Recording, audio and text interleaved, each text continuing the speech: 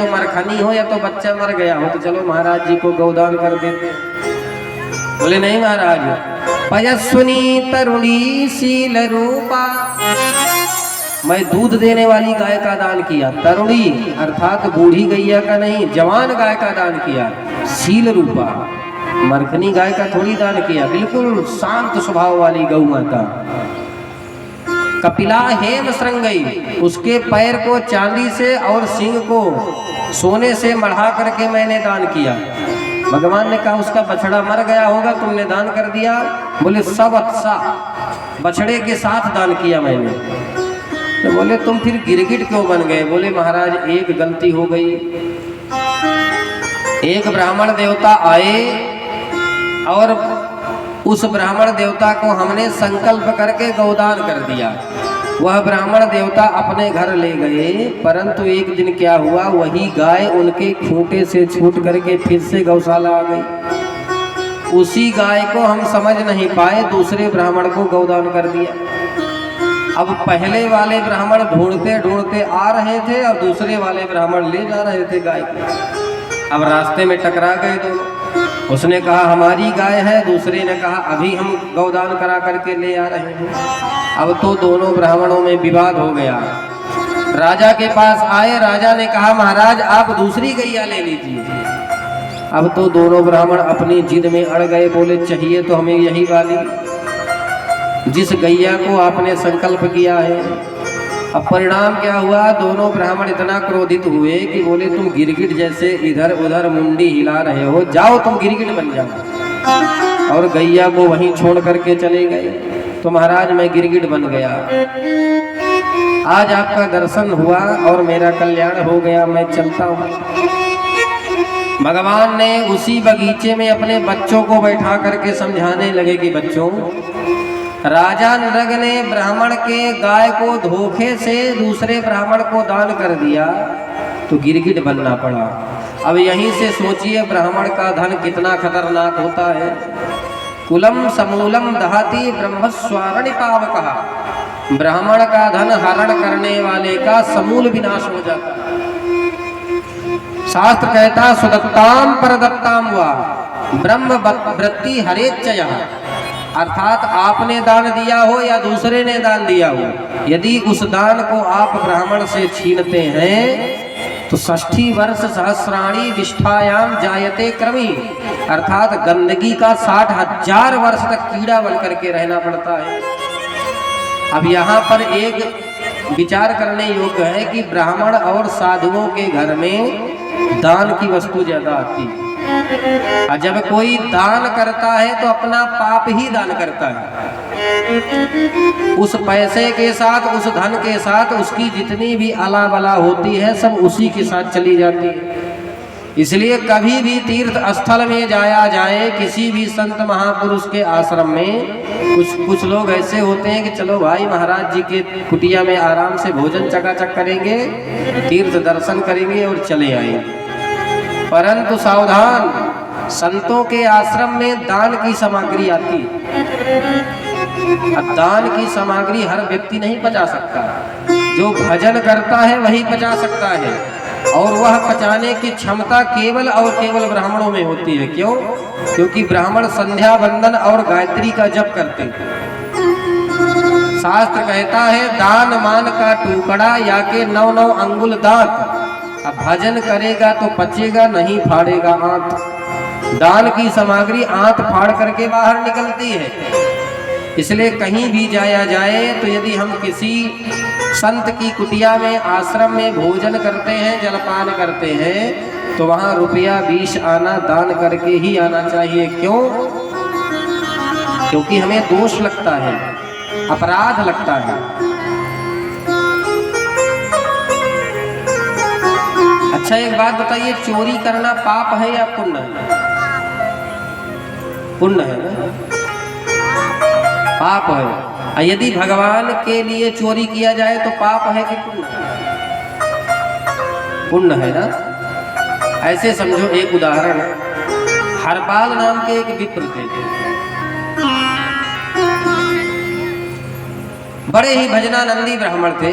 उसी नगर में एक राजा ने प्रतिज्ञा किया कि मैं अपनी पुत्री का विवाह उसी के साथ करूंगा जो नित्य प्रति 10,000 ब्राह्मणों को अपने घर में भोजन कराए। अब हरपाल विप्र ने इस चुनौती को स्वीकार कर लिया, वरण कर लिया राजा की राजकुमारी से। अब जब ले आए तो नित्य प्रति 10,000 ब्राह्मणों को भोजन कराने लगे। परंतु कहते हैं यदि ना कमाया जाए, ना मेहनत किया जाए तो कितनी भी संपत्ति होगी लेकिन धीरे धीरे नष्ट हो जाएगी। तो कुछ दिन तक तो चला, लेकिन धीरे धीरे जब घर का धन समाप्त हो गया तो अब तो यह अपनी जमीन जायदाद जेवरात बेचने लगा। कुछ दिन काम चला, परंतु 10,000 ब्राह्मण जिसके घर में भोजन करेंगे साधारण बात है। अब तो धीरे धीरे इसका पूरा घर का धन नष्ट हो गया। अब इसने विचार किया कि अब मैं डकैती करूंगा। एक दिन एक सेठ जी के घर में पहुंच गया रात्रि में, और जैसे ही चोरी करके भागने लगा तो सेठ जी की पुत्री की नींद खुल गई। बोले पिताजी चोर चोर। सेठ जी ने जब देखा बोले पुत्री सो जाओ, चोर नहीं ये हरपाल विप्र हैं, ये ब्राह्मणों को भोजन कराने के लिए ले जा रहे हैं, ले जाने दो। जब ब्राह्मण ने सुना तो सेठ जी के सामान को वहीं पर रख करके छोड़ करके चले गए कि ये तो जान गए। अब जब इससे भी काम ना चला तो ब्राह्मण ने एक दिन संकल्प किया, निर्णय लिया कि अब मैं जंगल में खड़ा होकर के डकैती करूंगा। नित्य प्रति जो भी राहगीर निकलता जंगल से उसी को लूट लेता। एक दिन क्या हुआ कि दोपहर हो गई लेकिन एक भी ग्राहक हाथ नहीं लगा। अब क्या होगा, घबरा गए मन ही मन। बोले आज मेरी पंडितानी निश्चित रूप से अपने प्राण छोड़ देगी। अब तो इतना घबराया कि निकाली कटार और आत्महत्या करने के लिए तैयार हो गया कि आज मैं स्वतः आत्महत्या कर लूंगा, लेकिन घर जाकर के क्या करूंगा, क्योंकि मेरे ही सामने मेरी पंडितानी भी अपने प्राण छोड़ देगी। और जैसे ही निकाली कटार वैसे ही कांप गयो कमलापति को, कमला के कपोल लगे कपने। भगवान श्री हरि का हृदय कांप गया कि कैसा भी हो लेकिन है तो मेरा भक्त। भगवान के दरबार में आप यदि बन ठन के नहीं जा रहे हैं कैसे भी हो, लेकिन यदि आप भगवान की भक्ति करते हैं तो भगवान भक्त की रक्षा अवश्य करते हैं। भगवान ने लक्ष्मी जी से कहा देवी आज तुम्हें हमारे साथ इतना सज सवर के चलना पड़ेगा, जितने आभूषण हो सब कुछ धारण कर लो। लक्ष्मी जी ने 16 श्रृंगार किया, खूब आभूषण धारण किया और राहगीर का वेश बना करके उसी जंगल में चल दी जहां हरपाल विप्र खड़ा रहता था लूटने के लिए। उसी से जाकर के पूछने लगे भैया हमें पास वाले गांव में बेटी का व्यवहार करने जाना है, हमें रास्ता बता दीजिए। हरपाल विप्र ने कहा बिल्कुल सीधा सीधा रास्ता है, आओ चले आओ मेरे पीछे पीछे। अब परिणाम क्या हुआ, घनघोर जंगल में ले गया और निकाला अपना दुपट्टा और जमीन में बिछा दिया। दोनों राहगीरों ने कहा भैया हमने सुना है कि हरपाल नाम का एक डाकू रहता है जंगल में। बोले वो डाकू और कोई नहीं मैं ही हूँ, जल्दी से सारा सामान रख दो इसी। अब भगवान ने लक्ष्मी जी की ओर देखा, बोले देवी उतार दो सारा जेवरात, सारा आभूषण। लक्ष्मी जी ने सारे आभूषण उतारना प्रारंभ कर दिया। लक्ष्मी जी के एक अंगूठी शेष रह गई अंगुली में। अब जब उस अंगूठी को लक्ष्मी जी ने नहीं उतारा, इसने जोर से डांटा, बोले अरे जल्दी उतारो अंगूठी। लक्ष्मी जी ने कहा भैया हमें बेटी का व्यवहार करने जाना है। इसने कहा अरे तुम्हें व्यवहार की पड़ी है, यहाँ तो मेरे 10-10 हजार ब्राह्मण देवता मेरे दरबार में पड़े हैं भूखे, और तुम्हें व्यवहार की पड़ी है, जल्दी उतारो। और छीन लिया जोर से अंगूठी। जैसे छीना वैसे अंगूठी से रक्त बहने लगा। जब रक्त बहने लगा तो लक्ष्मी जी को क्रोध आ गया। जब क्रोध आ गया तो भगवान नारायण ने लक्ष्मी जी की ओर देखा, बोले देवी क्रोध मत करना, बसल राहे मोहब्बत में अकल मंदी हीरा दानी, इन्हीं राहों में जो लुट जाए वो तकदीर वाला। देवी क्रोध मत करो। अब दोनों दंपति ने सोचा कि भैया लुट तो गए ही हैं तो कम से कम इसका भंडारा ही पा लिया जाए। ब्राह्मण ब्राह्मणी का वेश बनाया और आज साक्षात श्री लक्ष्मी जी ब्राह्मणी का वेश बना करके इसकी रसोई में घुस गई और नारायण ब्राह्मण का वेश बना करके पंगत करने लगे, परोसने लगे। लेकिन आज चमत्कार होने लगा। बोले आज उस भंडारे की सुगंधी दूर दूर तक फैलने लगी। सारे महात्मा, सारे ब्राह्मण सब भाग भाग करके आने लगे कि भाई गजब हो गए। आज तक इतना स्वादिष्ट भोजन ना तो हमने देखा ना सुना। लक्ष्मी जी जब रसोई में घुसी और भोजन बनाने लगी तो जब पूरी कढ़ाई में डालने लगी तो पड़त सुहारी चार, जब एक डाले तो 4 बन जाएगा। उठत में 8 दिखावे, सेकत 16 होवे। जब सेकने लगे पूरी तो 16 बन जाए। अब 32 तक बाहर आवे। जैसे ही सेक करके पूरी को निकाले कि 32 पूरी बाहर आने लगी। अब तो आनंद होने लगा। जब पंगत में परोसा गया तो दोनों दंपति भी पंगत में बैठ गए। अब हरपाल विप्र परोसने लगा। अचानक इसकी दृष्टि लक्ष्मी जी के उसी अंगूठी पर पड़ी जिसमें रक्त बह रहा था उंगली से।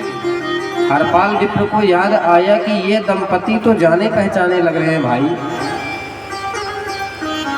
लक्ष्मी जी के जब उंगली से रक्त बह रहा था तो एक ही क्षण में समझ गया कि ये तो वही है, लेकिन यहाँ कैसे आ गए। अब तो समझ गया कि हो ना हो यही भगवान है और सीधे लक्ष्मी जी के चरणों में गिर पड़ा। सच सच बताइए आप दोनों कौन हैं।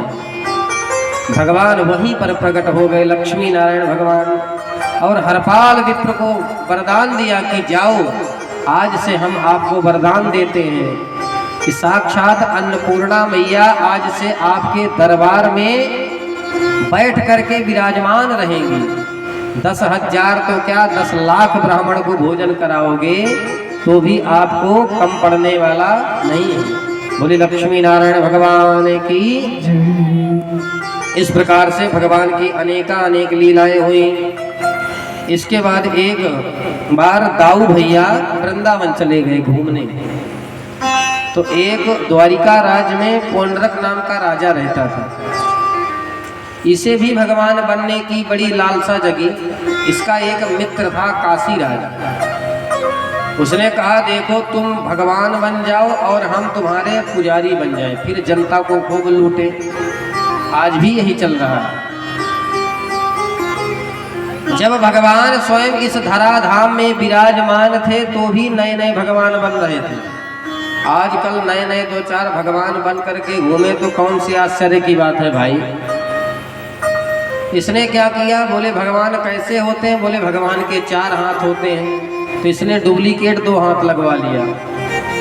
बोले भगवान के सुदर्शन भी होता है, गरुड़ भी होता है, तो डुप्लीकेट गरुड़ बना लिया, सुदर्शन भी धारण कर लिया। जैसे ही खटका दबाए वैसे ही गरुड़ से उड़ता हुआ आकाश से आए तो इसका मित्र काशीराज जोर से जयकारा लगाए, बोल पौंड्रक भगवान की। देखिए भारत की भोली भाली जनता है, चाहे जिसकी जय जयकार लगवा लो, बस केवल जयकार लगाने से मतलब है।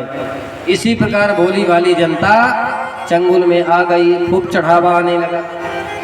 अब एक दिन काशीराज ने सोचा कि महाराज ये द्वारिकाधीश हमें भगवान नहीं मान रहे, बाकी तो सब भगवान मान दिए। बोले धमकी भरा एक पत्र लिख दो, 1 नंबर का भगौड़ा है, भाग जाएगा। अब इसने लिख दिया अपने मित्र के बहकावे में आकर।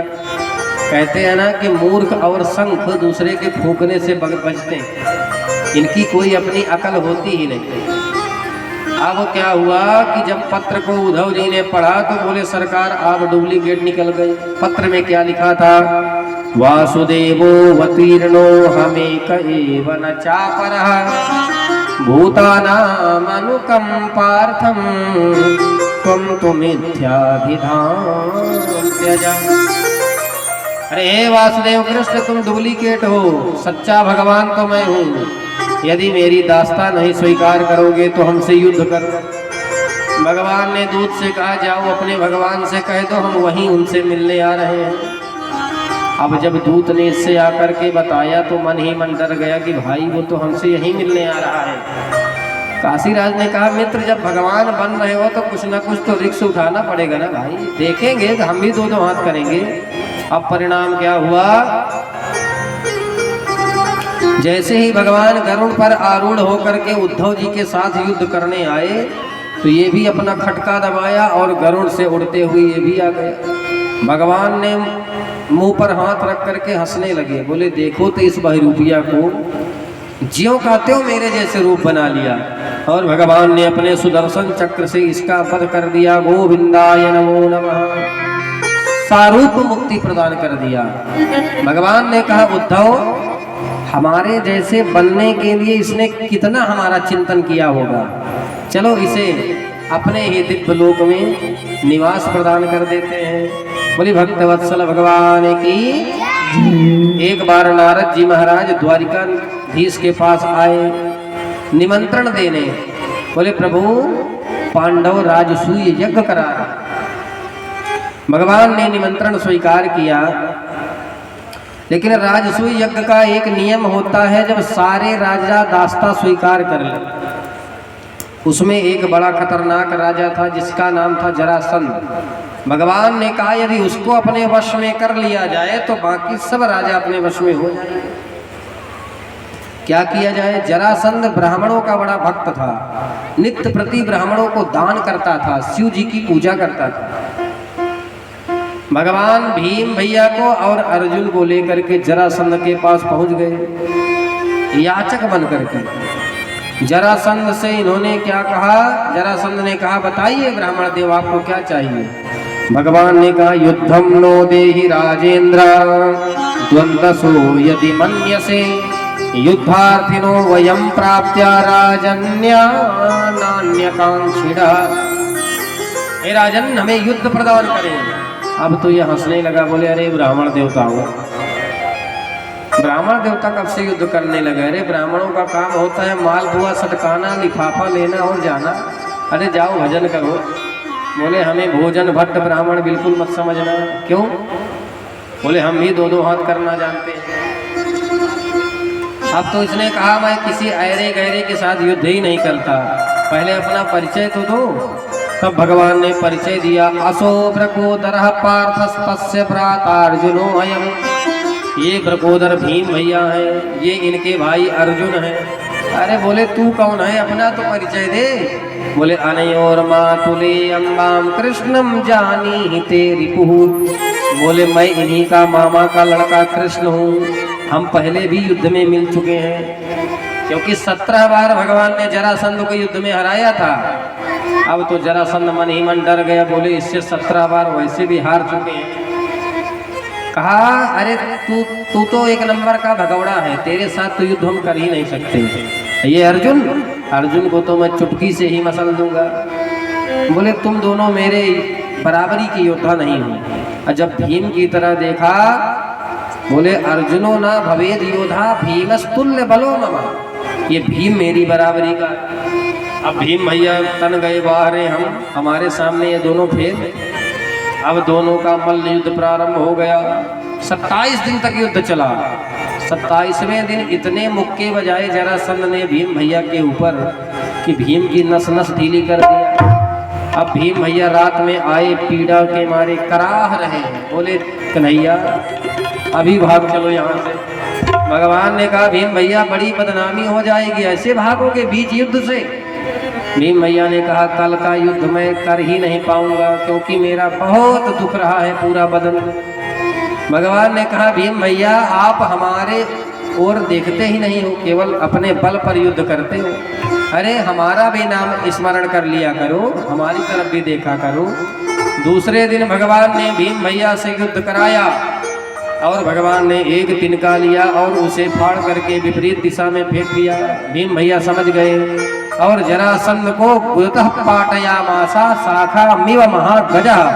जिस प्रकार एक गजराज वृक्ष की डालियों को उखाड़ करके फेंक देता है, इसी प्रकार भीम भैया ने जरासंध को फाड़ करके 2 टुकड़े कर दिया और फेंक दिया। जरासंध का गोविंदाय नमो नमः। अब तो आनंद हो गया। अब जब यज्ञ होने लगा तो यज्ञ में एक विषय और आया कि भाई यज्ञ में सबसे प्रथम पूजन का अधिकारी किसे बनाया जाए।